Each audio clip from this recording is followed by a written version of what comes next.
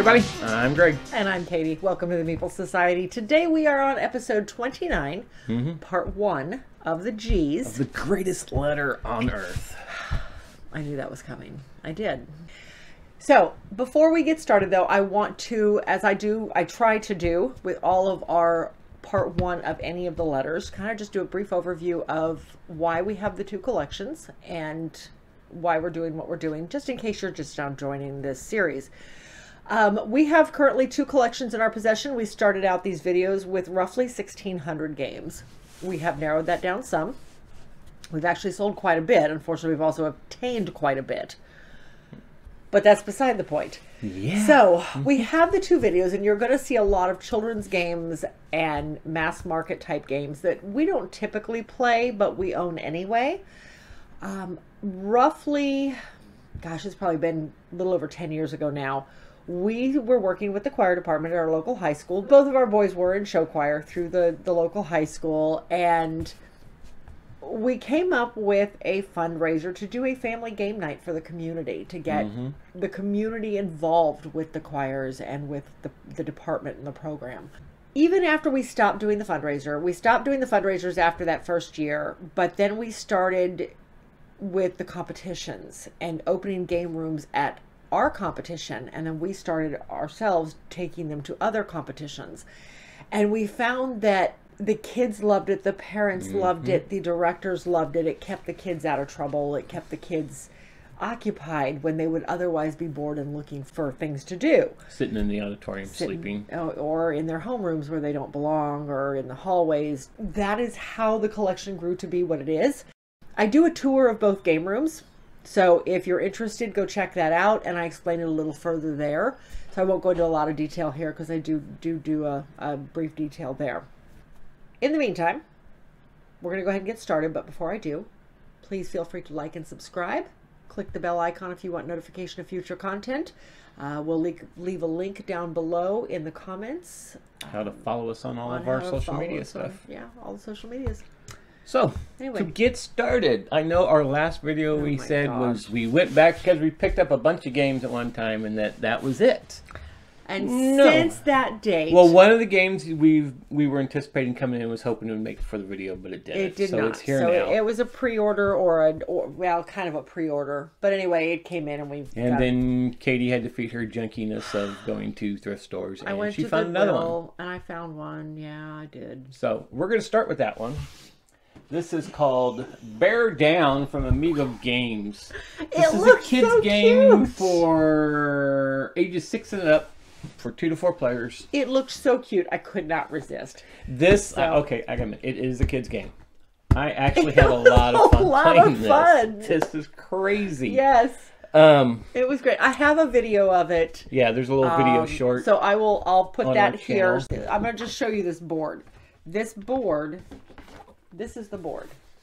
And it sits on top of the box. It sits on the bottom of the box. If you turn it upside down, see it shows you see the little rabbits peeking out. Oh, cute! I didn't see that before. Yeah. That is funny. And then they got the waterfalls on both sides. That's nice. But oh, yeah, just to kind of show you exactly how it works. All right, there you go. But you're sticking tiles in through this top channel. There's little channels here. I don't know if I can make it so you can see it. Depending on... We put the channels in. And yeah, it all depends on the dice color, because each channel has a different dice color that associates with it, and whatever you roll in the dice is what happens in that channel. So yeah, so you're either putting tiles into the channel, which is pushing tiles off the channel down the waterfall, or fish are jumping up because it's salmon. Yeah, they're jumping up the waterfall to go upriver to spawn. And meanwhile, you're playing these little bear characters who's trying to catch the fish to run around in the channels and try not to go to be pushed over the waterfall. So there's 4 available tiles on each row. Yes. And depending on how many players is how many of the channels are actually open. A 2-player game, the 3 middle ones are open. But it's kind of a push your luck. Do you go all the way out to get the fish on the edge? Because you got to stop when you get to fish in your movement. You can't jump over the rocks, but you can go anywhere that there's no rocks. But do you go all the way out? Because once you get to fish, you have to stay there till the next turn. And if you're out there, will water push you over the waterfall? Because if you do, you lose all your fish. It's early, right? So I will go here and hope to goodness you don't roll a a pink water tile. I think I'm actually going to go... Okay. All right. Okay, roll the dice. Oh, look at that. Pink has 2. Blue has 1. Yellow has 1. Oh, crap. So blue has 1. Okay. Yellow has 1. There goes some more fishies. And there pink goes... has 2, and then a fish jumps up. Okay. So, and off he goes. There he goes. Oh man.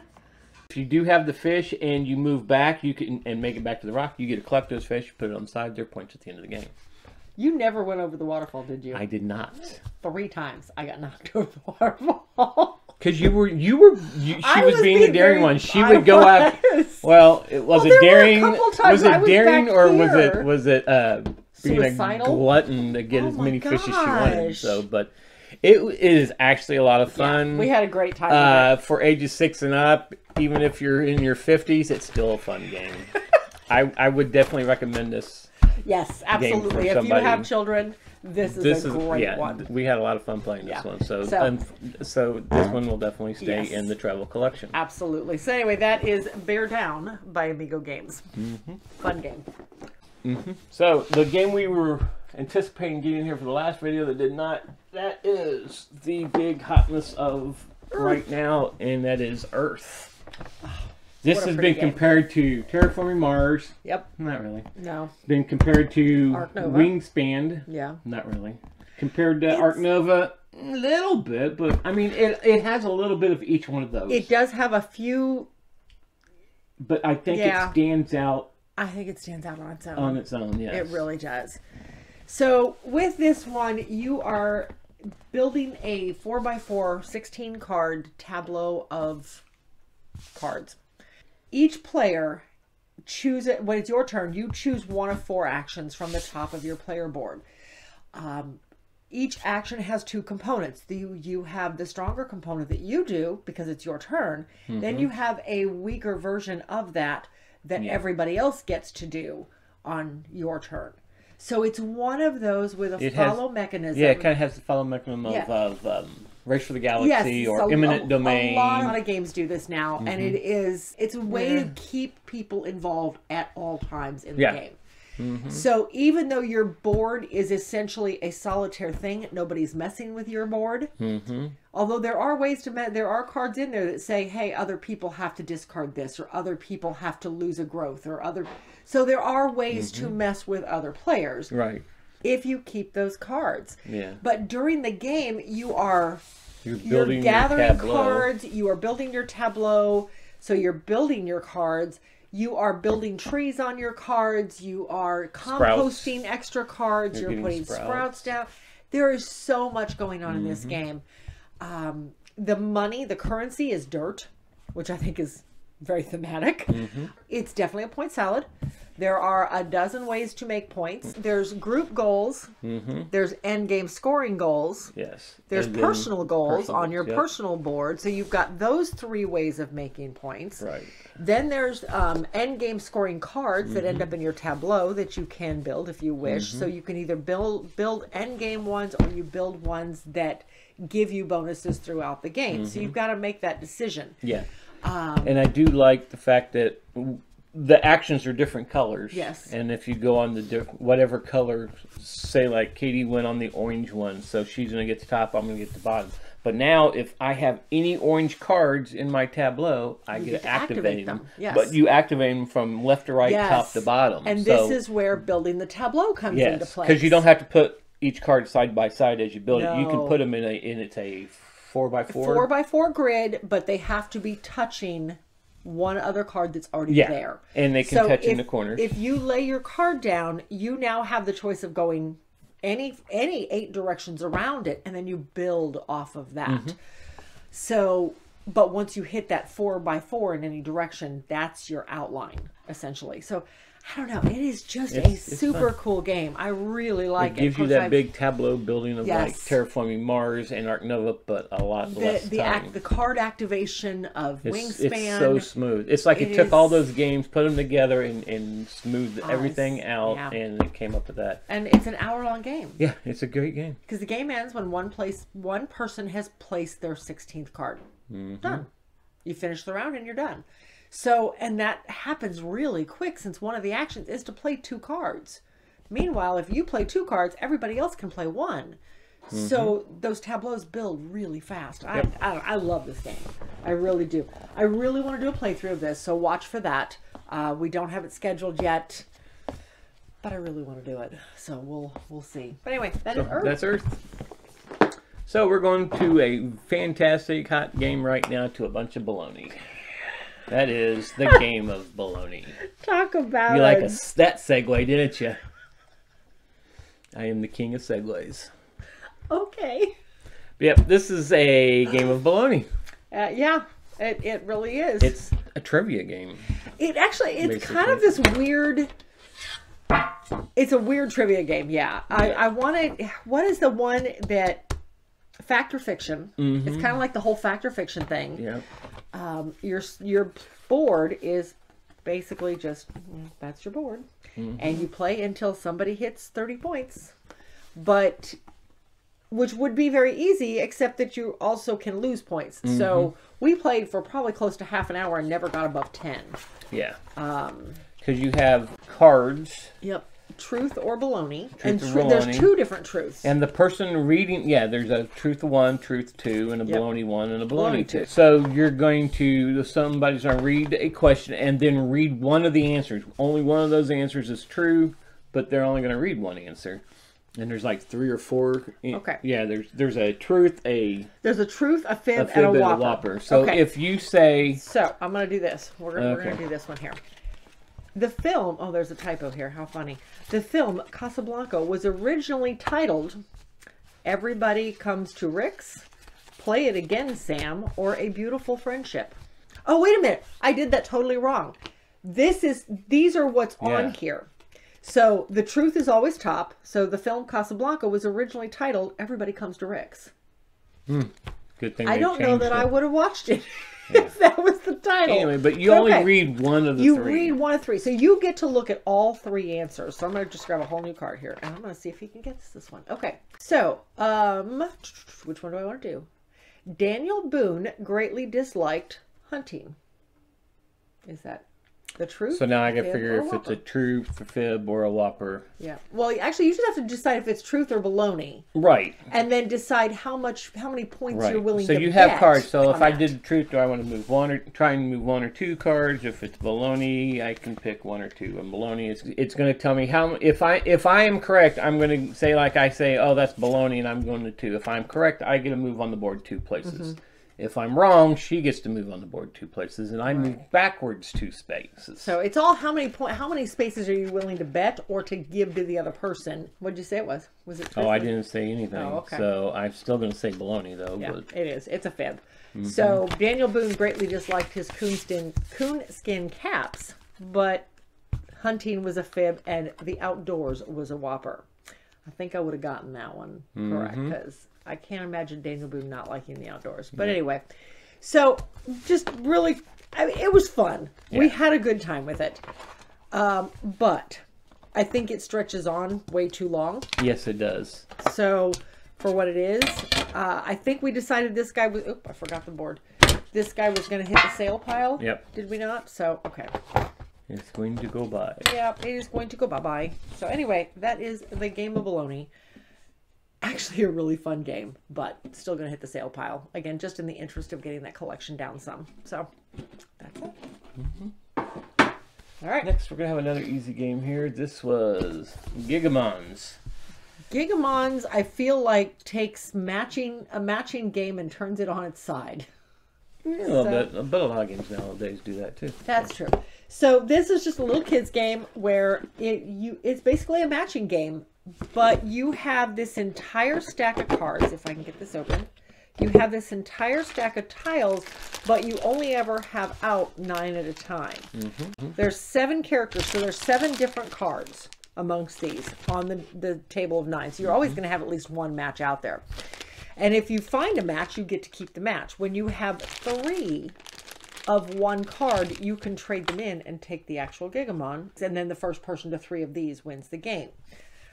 And each of the Gigamons have different abilities. When you get 2 of them, it gives you the ability to do something. True. You can trade one in to do an ability. Or you can save them and try to get that third one to get the actual big guy. So, and then, like I said, 3 of these wins the game. So it's just really cute. Then again, just kind of gives it a little extra dimension to just straight up matching and taking your matches, because the board is constantly changing. Because as soon as you grab one match, you put 2 new pieces down. So now those 2 spots have changed. So yeah, I just thought it was very interesting. I lost, but I thought it was interesting. So anyway, that is Gigamons. Nice little kids matching game, and we're going to hold on to this one. Next, we have a small box game called The Game. This is kind of a cooperative game of solitaire almost. Because you're placing cards. There's 4 piles. You got 2 piles that start with 1, 2 piles that start with 100, and the ones you have to put cards. What is that? Ascending up, and then the 100 ones you're descending the numbers. So you're placing cards and. So here's the trick. Everybody has a hand of cards, and I don't remember the exact number, but you have to place 2 cards every turn. So if these are all laying out. So these are all laid out on the table, and you have to place 2 cards. So like right now, okay, I could place out this 8 on the 1, but that means nobody can place 2 through 7. I could maybe do this 95 on this 100 because I want those numbers to go down. But again, now the 96 through 99 are blocked out. The one exception to the rule is if, say I got down to, and I'm not, of course, not, oh, here we go. So say I got this one to 23. That was the next card I had. Well, I could go exactly 10 off and lower or raise that number. So if I'm trying to go up, but I'm at a 23, I could take this 13 and drop that pile back down again to a 13. So it's a way of jumping those numbers down. Now, if I had the 3, I could do the same thing. You can play more than 1 card. You just have to play at least 2 until you get to, until the pile runs out. Then you only have to play 1 until hopefully everybody runs out of cards. It's never happened for us yet. I think we got down to 4 cards left that could not legally be played. Yeah, the first time we played it. And you said you can't tell anybody what's in your hand. Yeah, you can't tell anybody. You can say, hey, I really like this stack, please don't touch it. But that's about as much as you can communicate. So I don't know, it's a fun game. We've always had a good time playing this one. It can be a little stressful as you're watching the people in front of you raise up a number beyond where you can use it, and now you have a handful of useless cards, but you've got to play something. So now that poor pile, the only pile you can touch is going to raise by 30 points. That kind of sucks, but part of the game. Yep. I don't know, really fun game. We're going to hold on to this guy because it is just a little bitty box game that can easily zero travel. Footprint. I mean, literally almost no footprint at all. So yeah, super easy game. But that is The Game. We're going to hold on to this. Next we have, how do you pronounce it? Ginnykub? Ginnykub, but I think it's Cub. There's no E, so I would say Ginnykub. Okay. This is essentially Rummy with tiles. Rummy with tiles and played like Scrabble. Scrabble. Yeah. Yeah, that was the word. I was going to say categories. I said that's not it. So it's an older game. You've got 2 sets of tiles. Depending on player count is how many sets you use. They are essentially 2 decks of cards for all intents and purposes. The board looks suspiciously like a Scrabble board, more or less. Different icons. So you are playing down the red circles that look like target symbols to me, but you know, hey. The red and black circles are basically where you can start different numbers, if you are unable to Place play on off of what's already something. had been started. Yep. So the first player has to place down at least a set of 3 here in the middle, either 3 of one suit or 3 of or the 3 same of the same number in different yeah. suits. So again, just like Rummy, it literally has the same rules as Rummy. Only you get to play off the other people. That Scrabble variant where you can now play off of other people. Yeah. And you're going to score different amounts when. Yeah. You score different numbers based on what numbers you're covering. Again, very similar to Scrabble. This is a classic game. It is not something we play very often, but... very often, meaning this is the first time I've ever played it. I remember playing it as a kid, but I was a kid. We're going to hold on to this guy because it is a classic. And it is in the other. This is in the other room. Collection. Yes, this is in the travel collection. This is the type of games that a lot of the events we go to, this is the kind of thing they like to pull off the shelf because it's familiar. So anyway, that is Ginnykub, right? That's how we decided it was pronounced. But we're going to hold on to it. Next, we're going to turn our thing and go to a roll and write. Well, actually, this is more of a draw and write. This is get on board. And place and write. Yeah, this is get on board.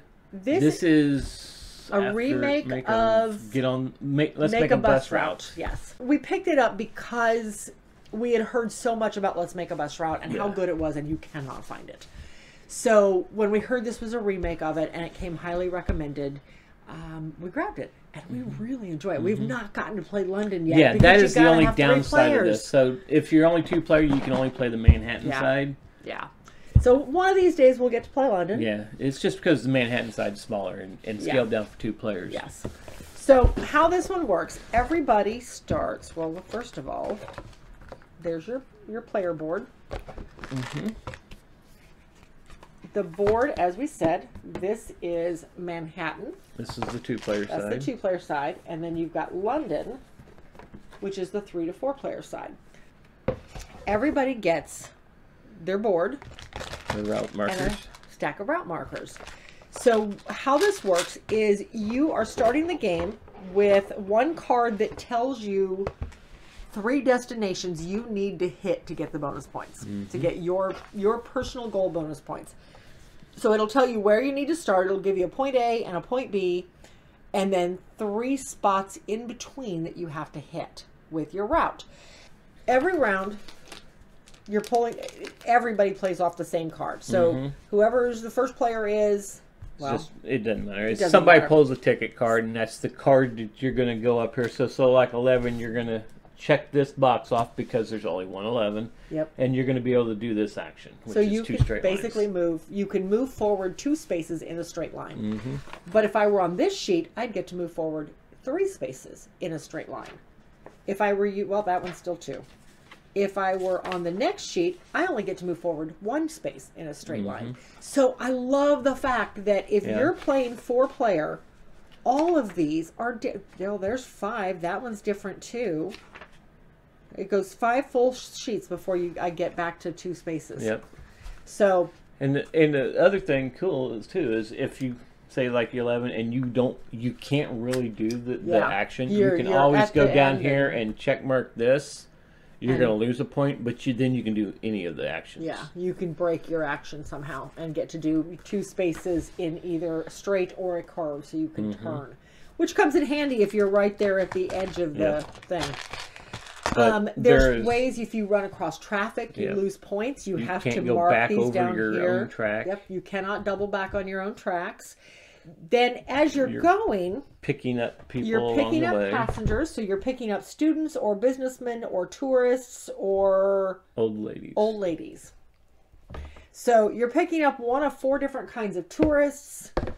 Mark them on your board. Marking them on the board. And then as you're visiting different things, so with the businessmen want to go to the business centers like Wall Street, places like that. The students want to go to the colleges. Each one of them scores a little bit differently. The businessmen and the tourists and the students and the old ladies. So fun game. definitely worth picking up if you get a chance. One of these days, we'll actually get to play London. Oh, see, there's all of our boards. We got to get 4 players. Yeah, or at 3 least players. 3. Anyway, that is Get On Board. Did you see how he looked to make sure I put it on right? Did you see that? A lot of people agree with me.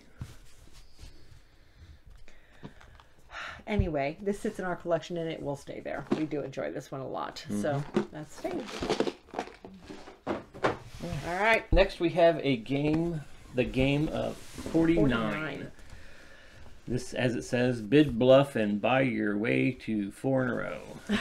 You won this one too. I did. Because I started running out of money. I had you beat at the beginning. You did, because I had no money. And then I started running out of money, and you were gaining money. So. Yep. All right, so this one. You're bidding on numbers. Yeah, you're okay. To place your token on to get 4 in a row. So different cards. Let's see, can I just slide right there? There we go. So you are playing out. Everybody has their chips, and you have paper money, which I get. I still don't like paper money. Yeah. But the backs are all the same, so the whole one of the main goals of this is nobody needs to know how much money you have, so you don't want to have money people can see. Because we initially grabbed our poker chips, and then we realized, oh, well, then I can see how much money you have. So that doesn't work real well. So we went back to the paper money, and it works. Yep. I just don't like paper money. So each round, one card is pulled up, and then whoever the first player is for that round starts the bid. And there are minimum bids down here you can choose to use if you wish. And they suggest in a 2-player game you do, but I guess in a higher player count it's not as imperative. So everybody bids on this, and then if you win it, you get to put your tile on the board in that spot. There are some that are wilds that you can pick anywhere in the ring that's identified. And the goal is to get 4 chips in a row, orthogonally or diagonally, and if you win, you win the game.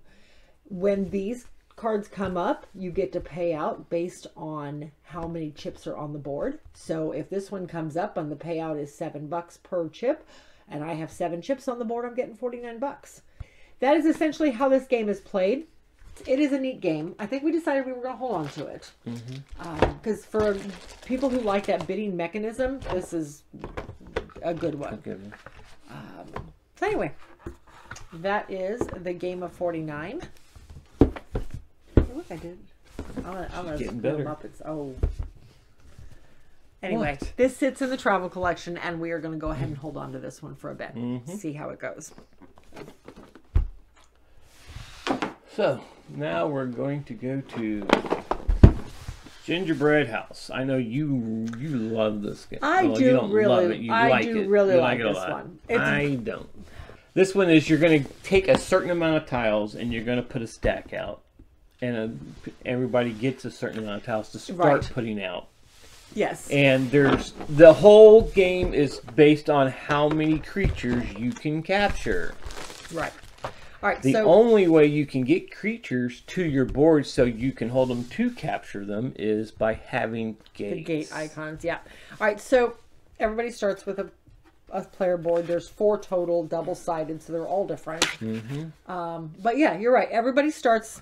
This is the one thing I have with this game. Everybody starts with 15 of these in a stack, and you have 3 out to choose from at any time. And everybody's stacks are individual according to the rules. Yeah, you just set them all out, you shuffle them all up, and then you deal everybody 15. 15 of them. So what you have is all you have to work with. There is no variation, and there's.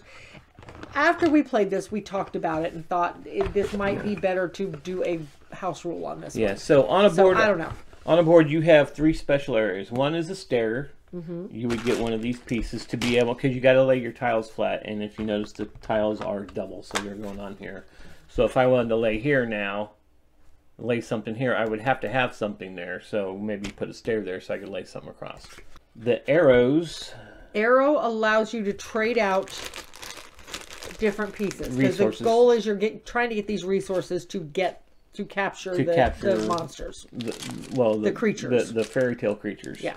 Yes. And then you have gates. Gates brings you one of these creatures you can take out of a draw pile to bring them to your gate to help capture it. That is the only way you're going to get the fairy tale creatures to your gates, is having gate cards. All right, so the basis of this game is that you are laying out these tiles, and you do not have to match them, but you're laying out the tiles and then doing the actions of whatever you've covered up. So if I place this right here, then I'm gaining these 2 resources from the resource pool. And then, again, the next time I lay another one out, I could, if I had a staircase here, I could cover this up and gain 2 blue ones. Well, if you gain 2 of the same kind, you automatically gain a 3rd, but that's beside the point. So you're laying these all out as such, gathering the resources, and then you're using those resources that you've gathered to go after the fairy tale creatures. Like here, Captain Hook requires 3 blue in order to capture him. So I could pay my 3 blue resources I got by building up my cabin and then claim Captain Hook. And I want to say it's the first, well, no, the game's over when everybody runs out of tiles, when everybody has played their 15 tiles. So you're gaining creatures using the gates, you're capturing creatures using your icons, you're swapping things out. I think it's a fun little game. There's definitely some strategy involved. There are bonus cards that you can either play with just the straight up bonus points, or there are conditions on the other side that give you bonus points at the end of the game, some end game scoring. Right. The first time we played it, it wasn't bad. No. We didn't run into that problem. I like the ideal of the game, and it is a fun little game, the artwork and everything. It's all cartoony and all that. And it's a great concept of a game, of how the game is played. My problem is that you could get stuck with no gates. Yeah, you literally had no gates. So there is absolutely no way you could win the game, because the whole thing is that you're scoring points from the fairy tale creatures that you're capturing. And if you can't get them to your gates, then you can't win. Yep. So we came up with a house rule, and I kind of want to play it with this house rule and see if it changes it. I don't know. And I'm not one big on house rules. We've made a couple, but very minor. Is to put all of the tiles just out in a stack and put 3 out, 3 or 4, whatever out that you can draft from. So everybody has access to the exact same tiles. If you're playing 2-player, great, put 30 in the stack and call it a day. And everybody's drafting from the same set of tiles. So everybody has the same chances to grab those gates. I must have had 10 gates in my stack. had all the gates. But the problem is that, great, I had a ton of gates. I had no resources. I'd be curious to play it with that house rule and see if it changes up. So anyway, that is Gingerbread House. I really enjoy this one. However, it is not something that comes off our shelf very often. And it does currently sit in our collection. So we are going to go ahead and move this one over to the other collection, because I think it is adorable. It is a Phil Walker Harding game, if I remember correctly. Yes, it is Phil Walker Harding. So we are going to just move this over to the travel collection and see if it gets any attention. But yeah, that is, and if I want to play it, I know where it's at. That is Gingerbread House. Next, we're going to go to Ganymede. Outer space. Yes, this is from the company Sorry We Are French, and distributed by Lucky Duck. All right, so this is one, we played this at Gen Con the first time a few years ago. When it first came out, we demoed it right away. Really like this one. We've played it a few times since. So everybody starts out with their player board. There we go. You can kind of sort of see that. I don't know why we still have this band on it. I keep putting it back in the band. So the goal of this one is you are grabbing tiles. So these tiles all sit out. 4 of these sit out. Everybody chooses 1 at the start of every turn. And you can hold a maximum of 3. So you're grabbing the tile, gaining the benefits off of the tile to either get to recruit recruit meeples of a specific color, to move those meeples from one location to another, to grab a new ship card, which is ultimately how you win the game, because the game ends when somebody has built 4 of these ship cards. You move can up your to move. what is Yeah, that you track? can move up your track, your reputation. track, Nope, yeah. it's not reputation. Renown track. I don't remember. To move up this track. So there's a number of different things you could do that these cards give you access to, that these tiles give you access to. Then you are going to... It's the reputation track. It is reputation. Okay. Thank you for checking. That's what I'm here for.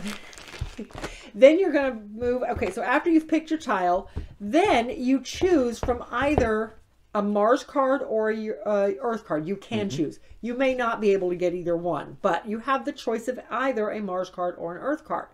In order to pick one up, you have to have the meeples indicated on the top of the card on that planet.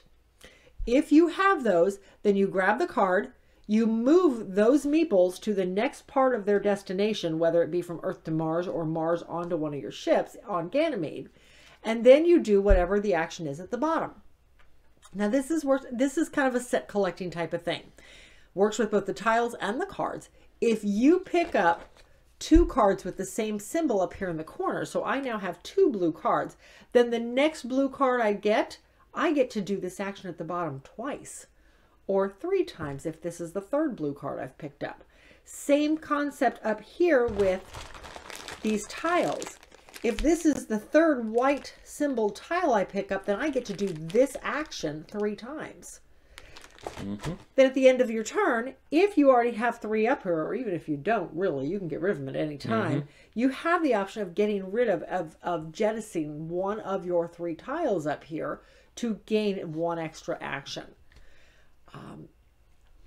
This is actually a really powerful move because you have to pick one of these up at the start of your turn. It's just that is how your turn starts. If you don't have room for it, that means you're getting rid of one anyway. You're just swapping it out. So you're losing that tile anyway. You might as well jettison it and get the action down here. So I don't know. There's a lot of strategy involved. I can see why you wouldn't want to for the sake of the double and triple movements, but very fun little game. Lot of strategy involved in this one on what cards to grab for, what meeples to go after. A lot of fun. Very simple at the same time. We taught this to Ben actually just last night, and I think he said he enjoyed it. Yeah. So, but anyway, that is Ganymede. Great little game. We both very much enjoy this one. I don't know. Now he's looking. I've looked every time. Anyway, that is Ganymede, and it will stay in our collection. Okay. Next, we have a game that you really liked. I thought you liked it too. I liked it, but Okay. you're the one that Sought it out. Sought it out I once did. you played it at Dice Tower. Yes, we Retreat. played it at the retreat a couple years ago. So anyway, this is Ginkgopolis. This is all about building up the village using cards. So the way this one plays, everybody has their stack of resources, and you are using cards. That's what I'm looking for. Is right here. This has the expert expansion Yes. in it, so we got to dig through things. So you start the game out with 3 helper cards, and at the bottom of each helper card, it gives one of 3 actions you do every round. You can do every round, and then a bonus for having done that action. As the game goes on, you're going to gain more and more cards that are going to give you these bonuses. So But these also start off at the upper, yes, the it upper left also corner is gives what you you're your- starting the game yes, with. it gives you and your add up starting from the 3 cards you start with. Right. Okay. So the game is played. You have a 3x3 grid of tiles out in the middle of the table, numbered 1 to 3 in 3 different colors. And then the outer ring is nothing but a series of little discs with letters on it. And these letters basically show where the city can grow to. The game starts out with just these cards in play. You have there's always a card in the deck for every tile that is currently showing on the board. And then there are these terraforming cards that show later. Urbanization cards, thank you. the urbanization cards that show different letters. So if you play, everybody starts off with 4 cards in their hand. You pick one, you do that action, you pass the other 3 on to the next player, and then at the start of the next round, they add 1 from the draw pile, and then they choose, pick one, pass it on. So you're never going to see the same hand of cards twice, because by the time this hand comes back to you, it's going to have drastically changed. So you're picking one card and you're doing that action. So if I were to pick this card, then I would pick one of my tiles. I have 2 options really. I can pick one of my tiles and lay it down in the A spot on the board, and then move the A spot out in some direction, and then place one of my resources down on top of it to show that it's mine. And then that card, at the end of the round, that card is pulled out of this deck and put into the draw pile or the discard pile, draw pile, for the next series around. The next time it has to be reshuffled, right? And I know that was a very convoluted explanation, and it honestly, it took sitting down and pointing things out to make it make sense when I was trying to teach it last night, because it's hard to explain if you're not physically looking at the board. But it is a neat game that the city grows out and grows up. At the end of the game, it's very area control. Yeah, it's area control. Yeah, that's where your big points come, is area control at the end of the game. So you're wanting to get your guys out there, but at the same time, you're trying to play down these cards to grow the city up so that you can get these. Because once you've covered a tile like these cards here, I can pick any tile I want to cover the red 4 with, and then I get to keep this card, and then from then on I get this bonus at the bottom every time I do that action. So I don't know, there's a lot of strategy involved in this one. I really like it.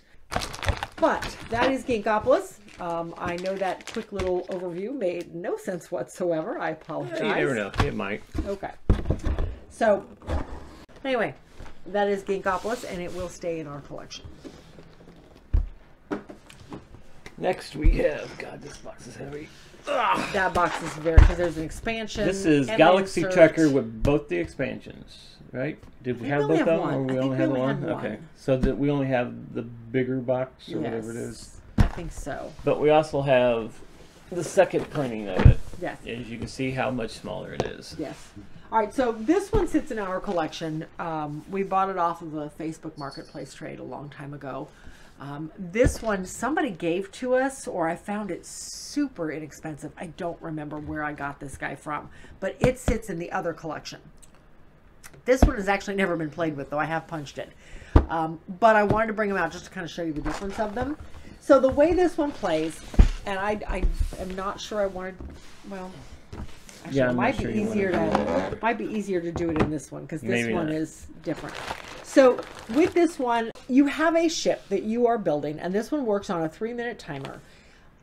But the timer is not exactly 3 minutes.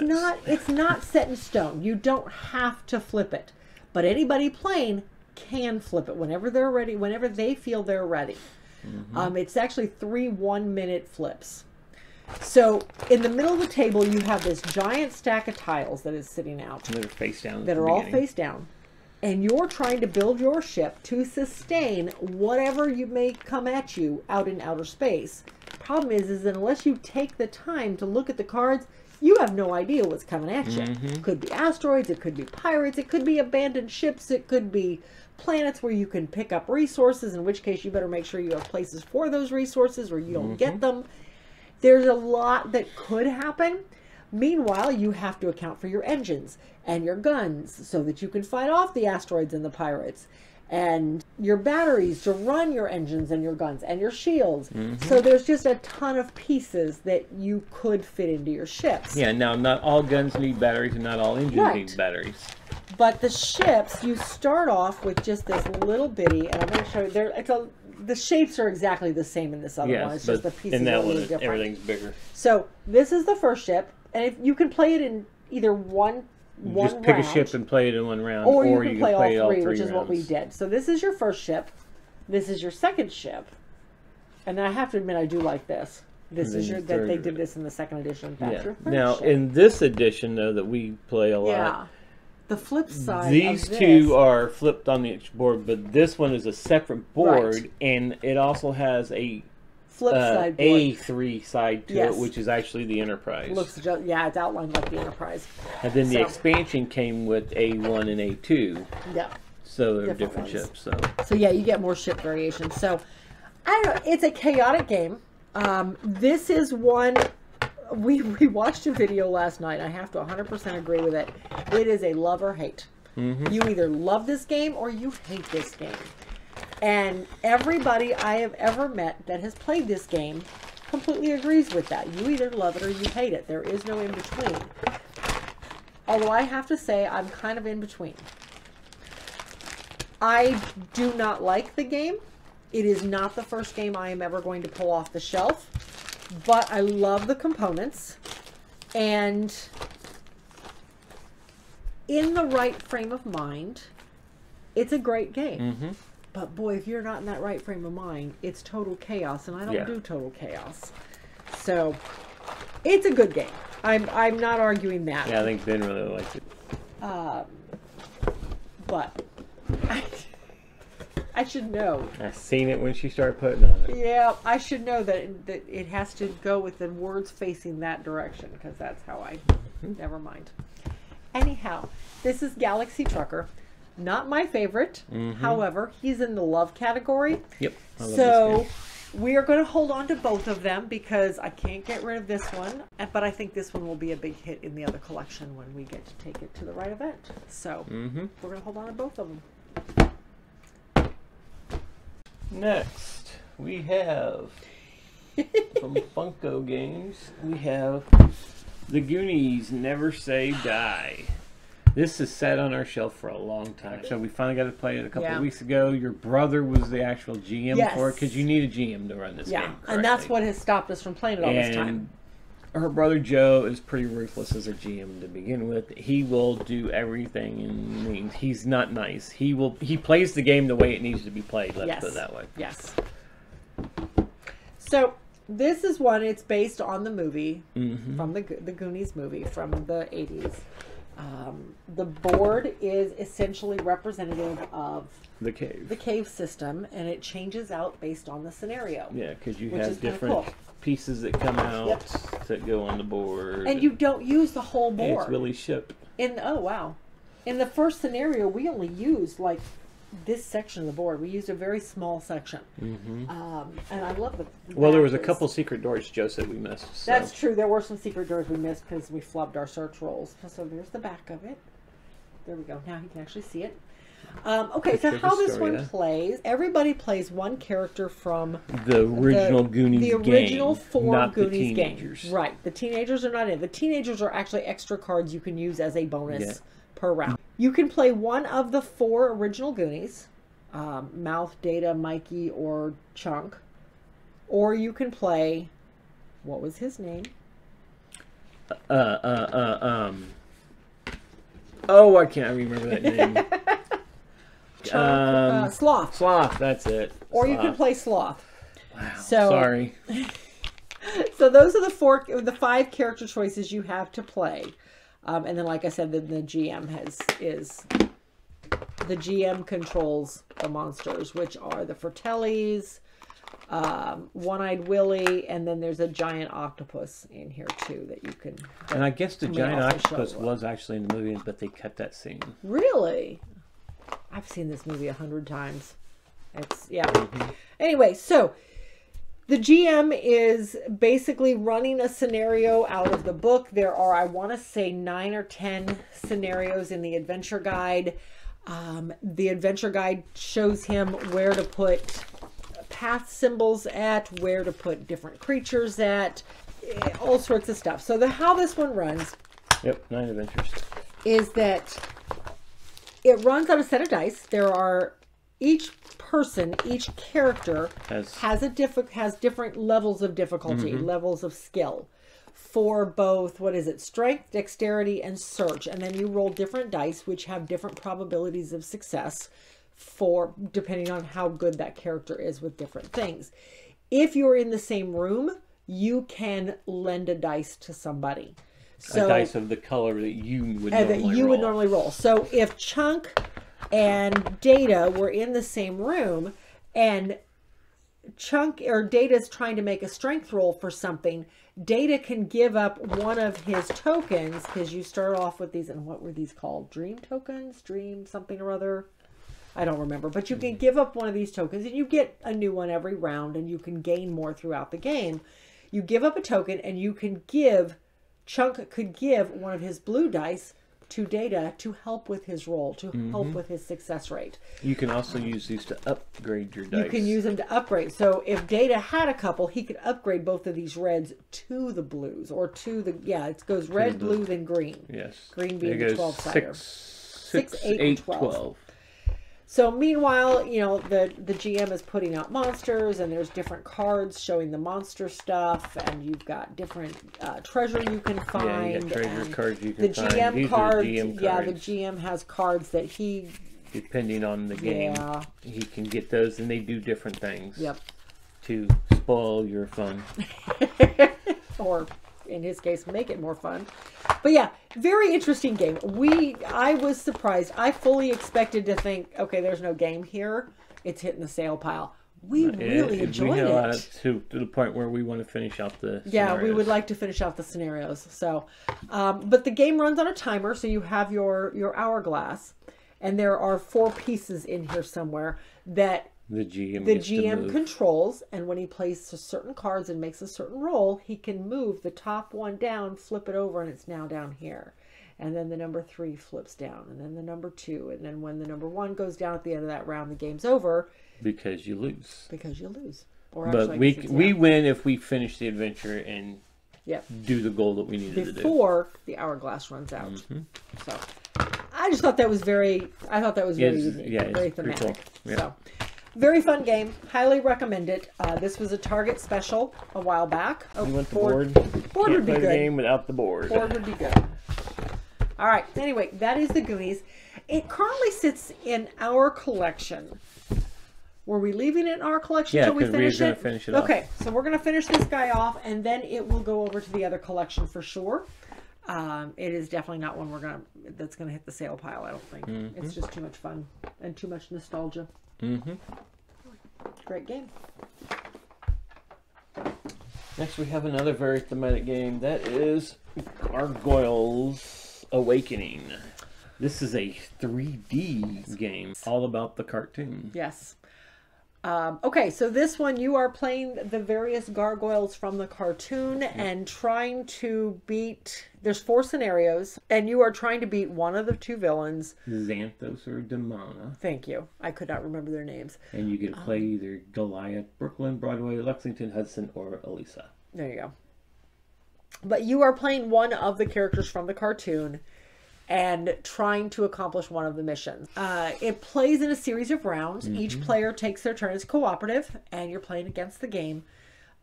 Each player takes their turn, and then you do a villain phase, and then you...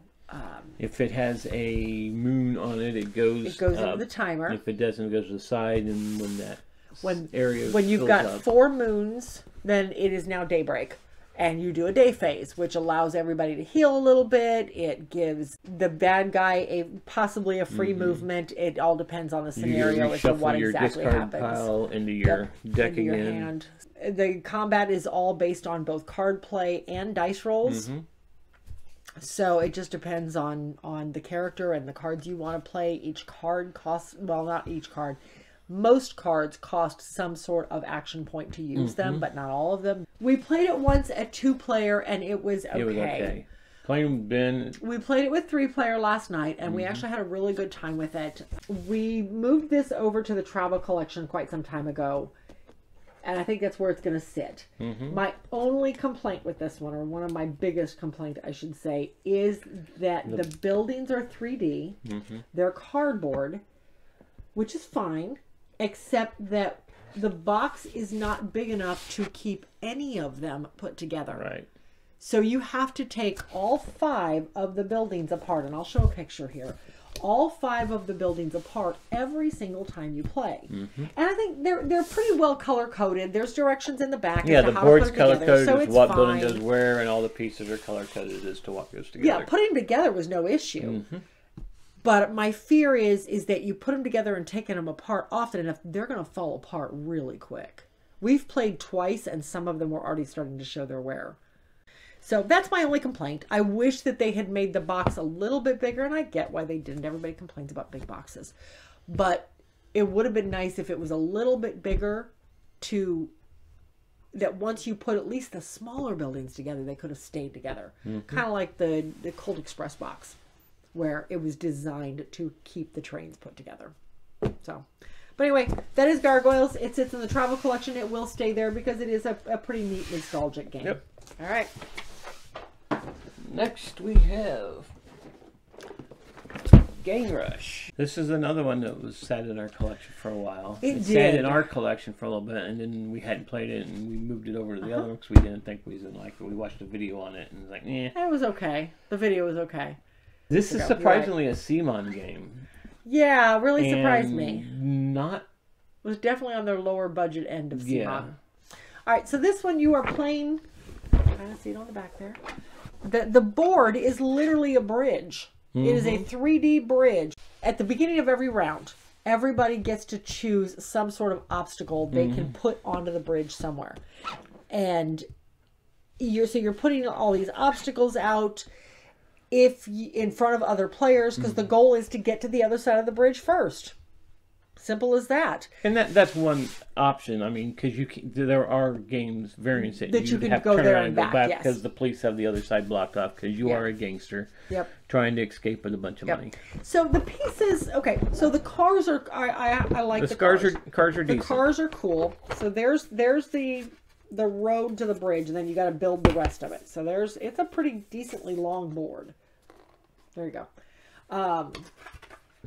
And the cars are kind of cool. I really like these cars. They're hard plastic and a decent size. They're nice and chunky, so those are cool. The dice were fun. You're rolling dice to determine what you can do. And it's kind of like a Yahtzee style. You roll, you have to pick one. There's different sides on it that allow you to drive, and then your speed and different things damage. And this tracks your speed. So if you're like at 20 miles an hour, you have a chance. You have 3 chances to turn, wasn't it? You can change lanes. Change lanes. You have 3 change lanes. But the faster you go, the less you have.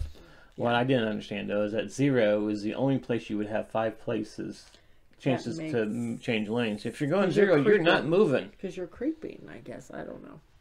0 to 5. That's just.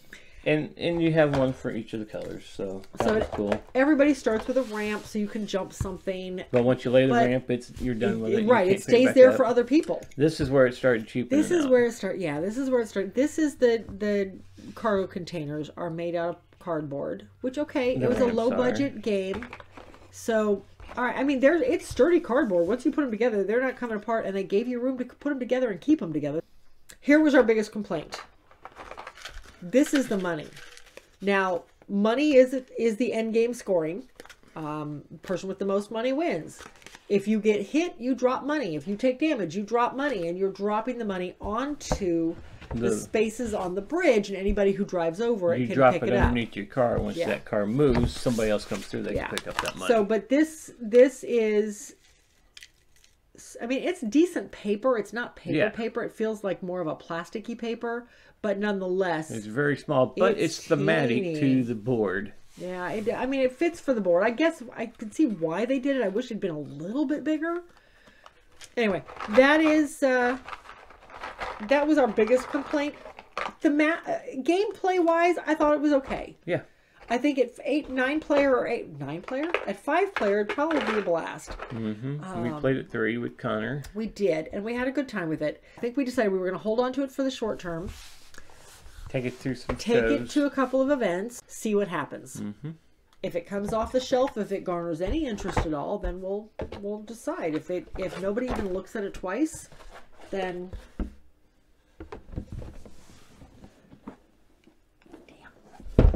I put it on backwards no matter what I did because it was this way. But if nobody looks at it twice, then it'll probably hit the sale pile at this point. But anyway, that is Gang Rush. Interesting gameplay. I did enjoy the gameplay of it. So, but anyway. I'm gonna stay on a it's got a short rope. It's got a short leash, yeah. Short leash. All right. Next, we have one of our favorite co-ops that is hard to find. Yes. This is Ghost Stories, and we played this time with the White Moon expansion. Okay, so this one was reprinted recently as Last Bastion. Last Bastion. So this one is known to be one of the hardest co-op games. It is really hard to win. Did we win it this last? I think we actually did. It was one of the first times we've actually won this game. We've played it a couple dozen times. Gosh, yeah, we have not won this very often. We've had this for a really long time. This was early in our collection.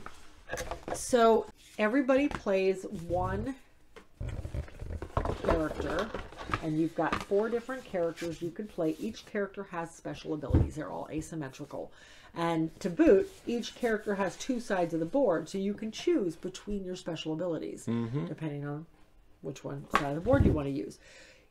If you're playing less than 4 player, you still have all 4 mats out, because you have to have out the areas for the ghost to go. So even though this player doesn't do anything, you have access to his abilities. All right, so this one is, the board is built up of 9 tiles. The expansion adds 1 extra tile to it, so you can choose which tile to take out.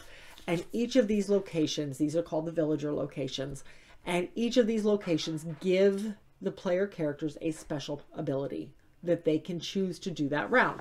So each round you move, you can move 1 location, orthogonally or diagonally, and then you can either interact with the villager, or you can fight a ghost on your board that is adjacent to the location where you're standing.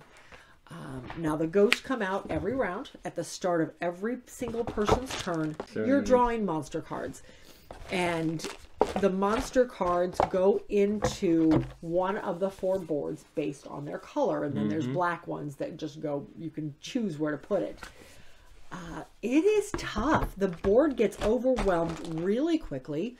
You have haunters that move up the board, and then every time they get to this top spot, they haunt the tile. Whatever tile is here, and then that tile flips over, and you can no longer use that villager's ability because the villager is gone. Yeah, but there are places where you can get the haunting where you can you can basically flip the haunting over, and the villager comes back and will now help you again until the next time he becomes haunted. Right. It is tough, but man, it's a good game. We added, like I said, the White Moon expansion to it the last time we played it, and that adds families where you're trying to rescue families. To send them through the gate. If you rescue an entire family, you get something cool. But if you lose family members, bad things happen. Bad.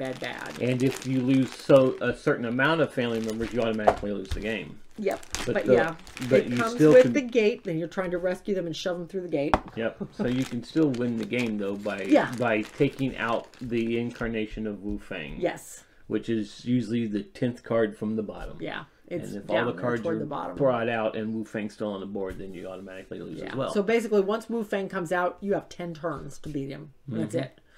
But it also, this expansion came with a friendly ghost who helps out and blocks the haunters from coming out. So yeah, it's just it's an interesting expansion. And then it has crystals that if you get crystals in all 4 corners, then you can take out certain cards. Yeah, it added a lot. I liked what it added, because there's also little weapons or tokens that you get to have special powers on it that you can use once. And and it was pretty interesting. I liked it. So anyway, that is Ghost Stories. It will still stay in our collection. Tell, we really like this one. We actually have 2 copies of this. Yes, we have. We have one in each collection because we enjoy it that much. It is a great cooperative game. So it is hard, but cooperative games are always better when they're hard. So anyway, that is Ghost Stories, and it will stay in our collection. Actually, it's going to stay in both collections. Yep. So now it's going to get gloomy. Oh, Morty. Oh, wondered why you were leaving those three till last. So, first we are going to talk about Gloom. It's not what you thought. This one has this expansion in the box. Yes. So don't close this. Is the Unquiet Dead, which we didn't get to use a lot of the cards in. They didn't come up until Ben had already won. No, Well, Ben had finished the game. I did. I killed my last person. Yeah. I killed my last family member. You know, but it's whoever has the most points still wins. I still won. Okay. So this one here, you have a family. Everybody starts off with a family of characters. Family of 5, unless you're playing 4-player, and then you only have a family of 4. And the goal in this one is they want to be miserable. They want to be miserable people. So you are playing out, each player has a hand of cards, and you are playing out these different cards either on yourself to make your family members miserable with all these negative points. If I can find one that actually has negative points on it, all these negative points, and it's a narrative game. You're telling a story as you go. Like this guy, this one here says was written out of the will. So you make up a story about how Angel, who is a starry-eyed serial killer, was written out of her papa's will, and now she is miserable about it. So she's at a -20. Meanwhile, you could also, or other people could, play cards that... Where did it go? They're in my hand still. Huh. You could play cards that now add. Like this one will take away 10 points, but it covers 10 points also. So you can play positive cards either on yourself if you really want the bonus on the bottom, or on other players to make their miserable people happy, because you can't kill them if they're happy. Game ends when one player has managed to kill all of their people. So very interesting card play. Lots of narrative involved, lots of bonuses that either make you discard your hand or make you draw extra cards or trade your hand with another player or give cards to another player, things like that. There we go. There's the other. So interesting. I enjoyed it. It's not my favorite card game by any means. I like the clear cards and the fact that you can see It doesn't play well everything. with 2 players. I don't think it does, no. I think it definitely plays better with 3 or 4. Yeah, and with the expansion, it adds story cards, or what is it? It adds event cards. Event cards. There's like 3 or 4 of them set out on the table, and it tells you, like this one, if you have 2 skulls on your cards, yes, you can take this, and this gives you a power, and you keep it until like the next person has 3 skulls, and then they move it. Yeah, they get it and everything. So it gives extra things. Yep. So very interesting. Like I said, the goal of the game is you are eventually hoping to grab these rest in peace cards and kill off your family. But you can't kill them unless they're miserable. You can't kill them if they're happy. Nope. Last person to have finally killed, when the last member of a single family dies, that ends the game. And then you add up all your negative points. The other expansion also adds to where you can bring back dead members of families. They become undead. They become undead. Yeah. Enjoyable game. It does not get played in our collection very often. We've actually had this one for a while. Joe and Tony gave it to us, my brother and his wife. And it's only the second time. I'm telling you, man. This is only the second time we've played it. We're going to move this into the travel collection. I think it will be a popular addition over there. And will hopefully come off the shelf more often at events than it does over here with us. So, but anyway, that is Gloom with the expansion of Unquiet Dead. Unquiet Dead, thank you. I could not read that word upside down. With Unquiet Dead. And that is going to be moved over into the travel collection. Next we have Gloomhaven, Jaws of the Lion.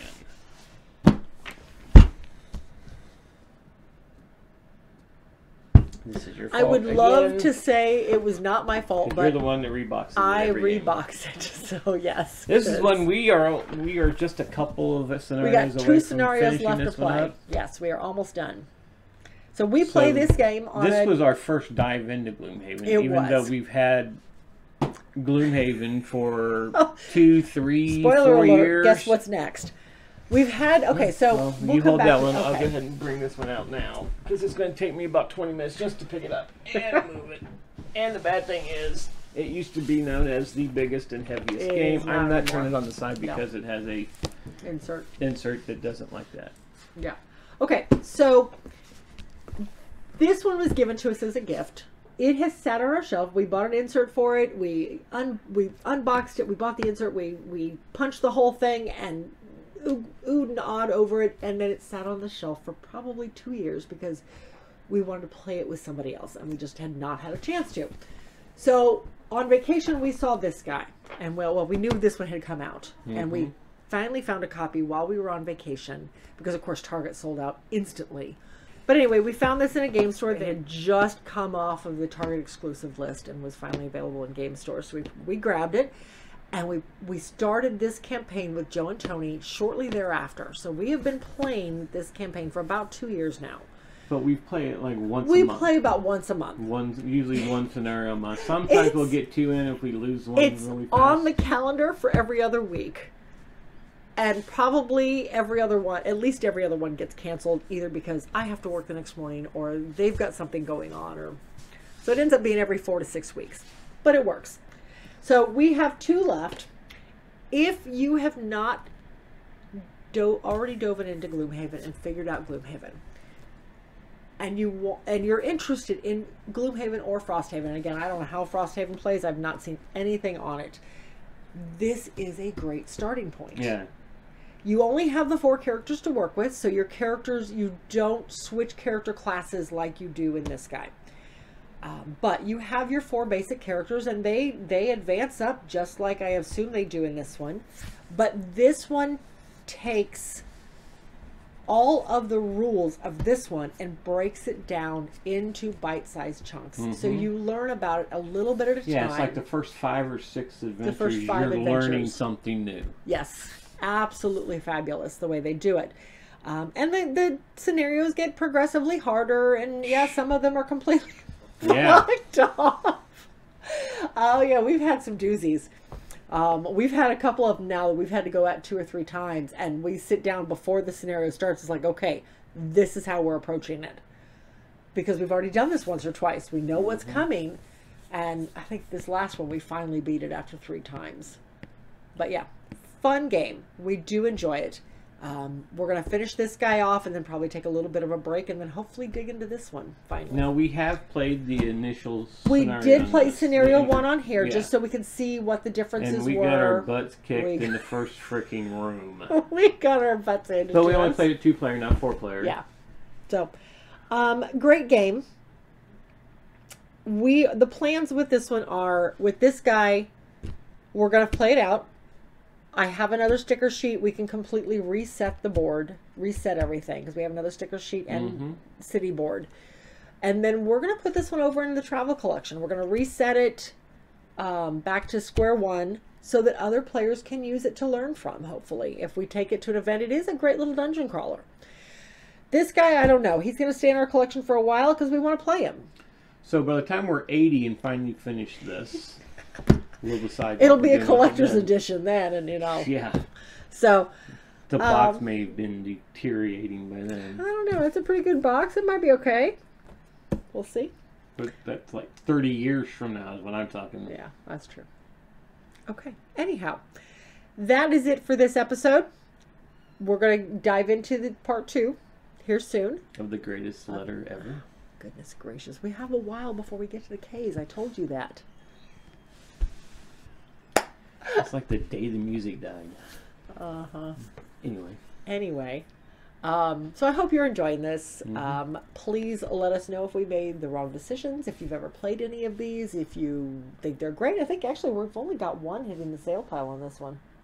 And that was the game of Baloney. Everything else is just moving around or staying. So, all right. So give us your thoughts. If you saw any of these, you would like to see us play on the live marathon. Can't guarantee it's going to happen, but you're welcome to tell us if you want to see it played that way, and we'll see what we can do. But in the meantime, we'll see you at the next one.